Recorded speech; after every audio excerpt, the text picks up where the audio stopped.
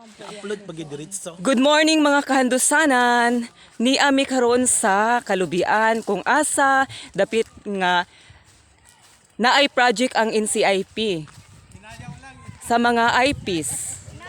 Ilang gi-check ang gipang tanom nga loya sa mga mamanwa, mga lumad. Be, kung okay na bagyod ang ilang gipang tanom, human naman daw nila gitanom ang loya.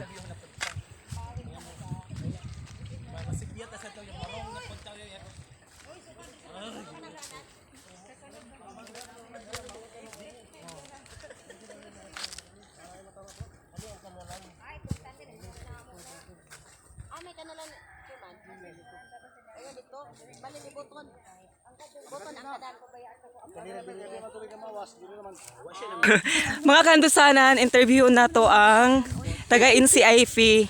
Good morning, ma'am. Yes, good morning, sir. Unsay purpose ninyo aning gipang tanom ninyo nga loya?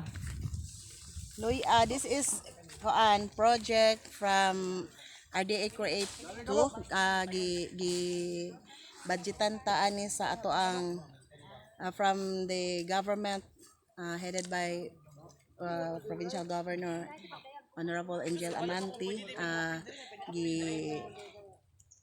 Gipaingon pod sa panudlanan sa NCIP pero para sa pag-implementar ni ini nga proyekto. Diin gipangayo sa ato ang mga tribong mamanwa ang maong proyekto, no? So kani dako atong pasalamat nga ni ana nahatag dinhi sa ato ang mga tribong kamamanwahan dinhi sa Inajaw, no? So medyo dako-dako ni amounting 500,000 no ang maong proyekto. Pasalamat ta kaayo nga nahatagan og kuan kining pagtagad og proyekto ang atong mga mamanwa, no? So kini ilahang livelihood nga makahatag og kaginhawaan pod sa ilahang tubag sa ilahang panginahanglan, no? Mo lahotay ni taman 1 year nga maka-harvest na sila, so makatubag na sa ilang mga panginahanglan. So naana sila nahimo nga mapalisiya niini kung puhon nga mo kuan na sila mo harvest ipaunsa nila. So adunay 20 ka beneficiary lang niini ang naka benepisyo, no? Pero sobra-sobra tungod kay apil pod ang atong makabayin-an sa kada pamilya.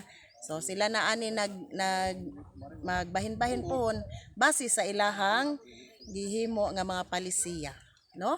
So kani mo oy tubag sa ilahang panginahanglan. Okay, ma'am. Salamat, ma'am. Ngalan gani nimo, ma'am? Ako si Elsie Espanya Namuwag, isa ka tribong Manubo nga si maoy nagdamala diri sa service center sa NCIP Santiago, covering of 3 municipalities: Santiago, Habonga, Kitcharaw. Og usa ni nga kuan coverage nako ang Okay. Inajaw nga sektor. Okay, thank you, ma'am. Yes.